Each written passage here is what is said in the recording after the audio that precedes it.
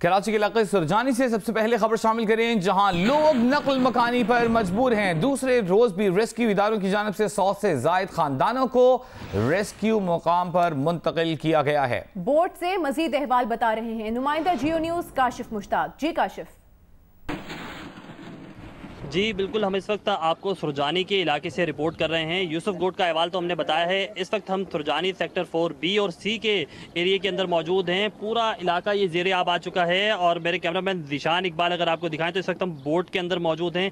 ईदी के रज़ाकार यहाँ से लोगों को नकल मकानी करवा रहे हैं, मुख्तलिफ मकामात पर मुंतकिल कर रहे हैं। कुछ ईदी के रज़ाकार हमारे साथ मौजूद भी हैं। सुबह सवेरे से ही ऑपरेशन जारी है, उनसे पूछते हैं। ये हम लोगों ने एक पॉइंट बनाया हुआ है, जो फैमिली है या मरीज़ है हम उनको वहीं पॉइंट पर ले जाते हैं, वहीं से गाड़ी में बैठा उसको महफूज जगह में पहुंचाते।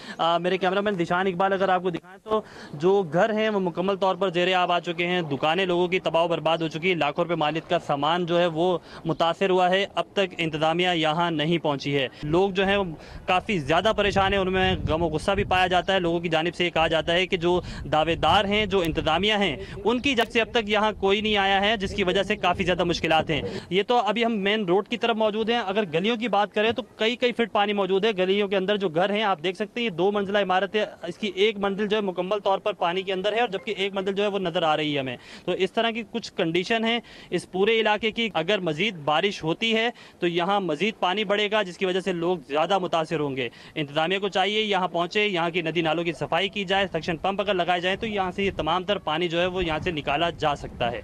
जी बहुत शुक्रिया आपका काशिफ मुश्ताक, आप हमें अपडेट कर रहे थे। कराची में हालिया बारिशों के बाद मलीर नदी में तेज बहाव से कुरंगी कॉजवे पर भी पानी आ गया था। रोड ट्रैफिक के लिए बंद कर दिया गया था। 24 घंटे गुजर जाने के बाद अब वहां पर क्या सूरत हाल है, बता रहे नुमाइंदा जियो न्यूज राना जावेद।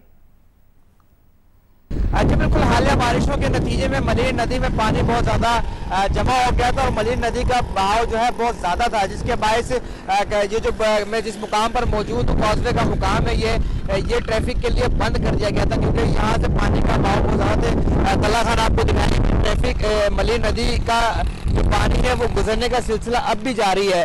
पानी अब भी यहाँ से आ रहा है और जो मोटरसाइकिलें गाड़ियाँ वगैरह जा रही हैं उनको पानी से होकर गुजरना पड़ रहा है। लेकिन कल तक यहाँ बहाव बहुत ज़्यादा था, बहुत कई फीट तक पानी जमा हो रहा था, तो जिसके वजह से ट्रैफिक को बंद कर दिया गया था। आज कराची में बारिश नहीं हुई है तो 24 घंटे गुजरने के बाद अब इस कॉजवे को खोल दिया गया है। यानी कोरंगी से जो लोग शारा फैसल, बलोच कॉलोनी और महमूदाबाद के इलाके में जाना चाहते हैं या शारा फैसल की जाने तो जो लोग कोरंगी जाना चाहते हैं वो अब इस रास्ते को इस्तेमाल कर सकते हैं। तो ये सूरत हाल है और अगर मजीद बारिशें दोबारा कराची में होती हैं तो खदशा इस बात का है कि दोबारा मलीर नदी में पानी का बहाव बहुत ज़्यादा होने की वजह से एक बार फिर कोरंगी कॉजवे को बंद करना पड़ सकता है। जी बहुत शुक्रिया राना जावेद आपका। पीपल्स पार्टी के रहनुमा शहला रजा ने बारिश के पानी से मुतासर होने वाले इलाके नागन चौरंगी का दौरा किया तो शहरियों ने शिकायत के अंबार लगा दिए। इस बारे में मजीद जानेंगे जियो न्यूज के नुमाइंदे कसीम सईद से। कसीम, बताएगा इस मौके पर शहरियों का क्या कहना था? जी सारा, कराची में बारिश को रुके 24 घंटे गुजर गए, उसके बाद भी इलाकों की जो सूरत हाल है वो इस कदर अबतर है कि अब शहरी अपने गम गुस्से का इजहार अवामी नुमाइंदों के सामने करने लगे हैं। शहला रजा पीपल्स पार्टी के रहनुमा आपसे कुछ देर कबल नागन चौरंगी पहुंची थी और यहाँ पर उन्हें बात ही अवाम ने उनको न सिर्फ घेर लिया बल्कि शिकायत के अनबार भी लगा दिए और खासा गम और गुस्से का इजहार भी किया। और उसके बाद ये सिलसिला यही नहीं रुका बल्कि जो शहरी और इलाका मकीन थे उन्होंने यहाँ पर जो शारा है वो वैसे ही अभी फ्लड की वजह से ब्लॉक है, उसको मजीद उन्होंने यहाँ पर अपने धरने की सूरत में ब्लॉक करने की कोशिश की। इलाके में जो सूरत हाल है वो इस वक्त अफसर है, नालों का तमाम जो पानी है वो सड़कों पर मौजूद है। इसके साथ जितना फ्लड जो नालों में सॉलिड वेस्ट की सूरत में था। बहुत शुक्रिया कसीम सईद आपका।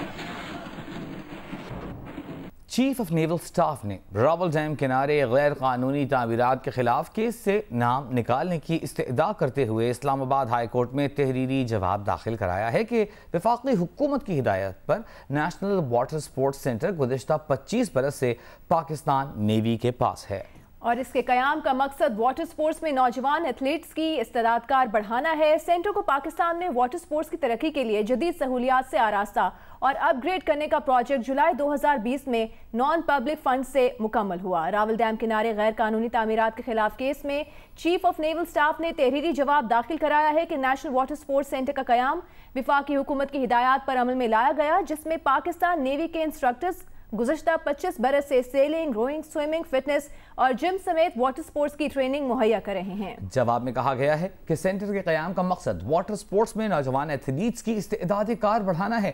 ये रिवायती अंदाज का क्लब या कमर्शियल एंटरप्राइज नहीं।